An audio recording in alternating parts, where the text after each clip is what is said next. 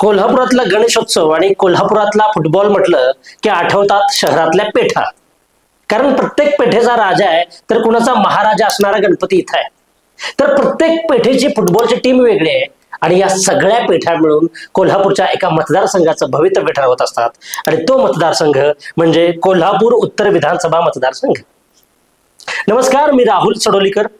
तुम्ही पाहायला सुरुवात केलेली आहे डिजिटल कोल्हापूर. नवनवीन अपडेट्ससाठी डिजिटल कोल्हापूर चॅनेलला सबस्क्राइब करायला विसरू नका. आमच्या फेसबुक इन्स्टालाही नक्की फॉलो करा. लालासाहेब यादव, मंगळवार पेठ.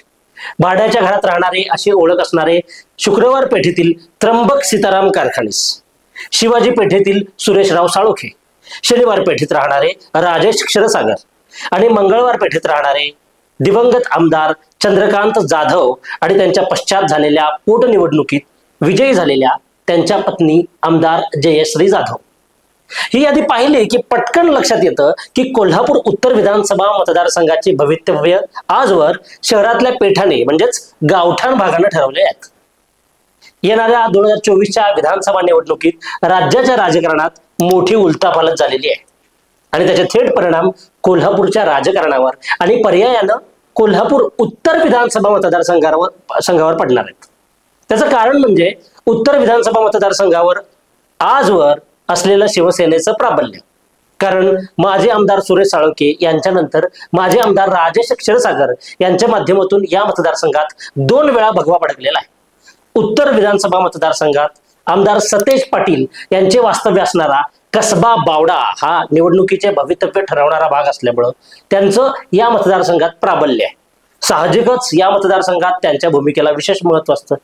मात्र आता शिवसेना पक्षफुटीनंतर राजेश क्षीरसागर यांनी शिंदे गटाची वाट धरली आणि उद्धव ठाकरे यांच्या महाविकास आघाडीतील सहभागानंतर भविष्यात महाविकास आघाडीला उत्तरचा तिढा सोडवताना कसरत करावी लागणार हे निश्चित.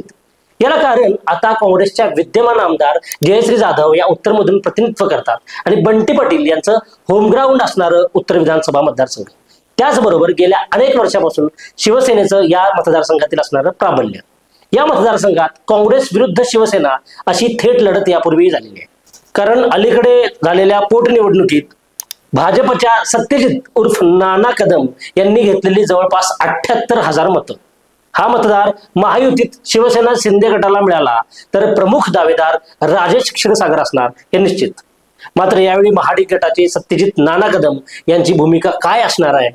मागील 78,000 मतांच्या जोरावर धनंजय महाडिक यांनी या मतदारसंघावर दावा केलाय. मात्र राज्याचं चित्र पाहता हा मतदारसंघ शिंदे गटाकडे जाईल याची शक्यता अधिक दाट आहे. आता सगळ्यात मोठा तिढा हा महाविकास आघाडीसाठी असणार आहे. सध्याच्या आमदार जयश्री जाधव यांची राजकीय सक्रियता किती यावर त्यांना संधी मिळेल की नाही हे निश्चित ठरणार आहे. मात्र त्यांना पर्याय म्हणून समोरच्या उमेदवाराला टक्कर देईल असा काँग्रेसमधील सध्या तरी उमेदवार कुणीही समोर आलेला दिसत नाही. मात्र याला पर्याय मालोजीराजे छत्रपती किंवा त्यांच्या अभ्यासू पत्नी आणि माजी मंत्री राष्ट्रवादी काँग्रेसचे दिवंगत नेते दिग्विजय खानविलकर यांच्या कन्या मधुरिमा राजे छत्रपती यांच्या रूपाने मिळू शकतो. परंतु अलीकडे झालेल्या लोकसभा निवडणुकीत शाहू छत्रपतींच्या विजयानंतर पुन्हा राजवाड्यात संधी मिळेल की नाही याची किंवा मतदार त्यांना स्वीकारतील की नाही हा महत्वाचा प्रश्न आहे. दुसरा महत्वाचा मुद्दा म्हणजे शिंदे गटातून धनुष्यबाणावर राजेश क्षीरसागर लढणार असतील तर उद्धव बाळासाहेब ठाकरे गटाचा उमेदवार त्याला जोरदार टक्कर देऊ शकेल. कारण या मतदारसंघाला असलेली हिंदुत्वाची आतापर्यंतची परंपरा, त्याचबरोबर या मतदारसंघात छोटे मोठे व्यापारी, व्यावसायिक, दुकानदार, रिक्षाचालक, फेरीवाले यांची संख्या जास्त असल्याने हा मतदारसंघ विकासाच्या मुद्द्याबरोबरच राजकीय हवेबरोबर निकाल बदलणार आहे हे महत्वाचं आहे. कारण हा मतदारसंघ 5 किलोमीटर एवढ्या कमी अंतरात येतो आणि म्हणूनच मशाल विरुद्ध धनुष्यबाण अशी लढाई झाली तर ती राज्यात चर्चेची ठरू शकते हे निश्चित.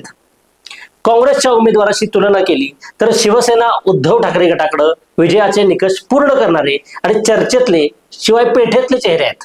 त्यातला पहिला चेहरा शिवसेना सहसंपर्क प्रमुख विजय देवणे आणि ठाकरे गटाची मुलूक मैदानी तोप समजला जाणारा शहर प्रमुख रविकिरण इंगवले यांचा आहे. राजेश क्षीरसागर यांची उमेदवारी ग्राह्य धरली तर त्यांच्या विरोधात ज्या नावाला पसंती मिळू शकते ते नाव म्हणजे रविकिरण इंगवले.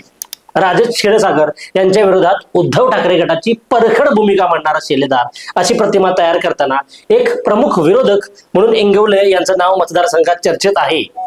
पेठेतल्या तरुणाईचं मोठं संघटन रविकिरण इंगवले यांच्या मागे आहे. याचा प्रत्यय मागील 4 महापालिकेच्या निवडणुकीत आलेला आहे. या 4ही निवडणुका रविकिरण इंगवले यांनी सहज जिंकलेल्या आहेत आणि त्यातील एक निवडणूक तर चर्चेची ठरली होती.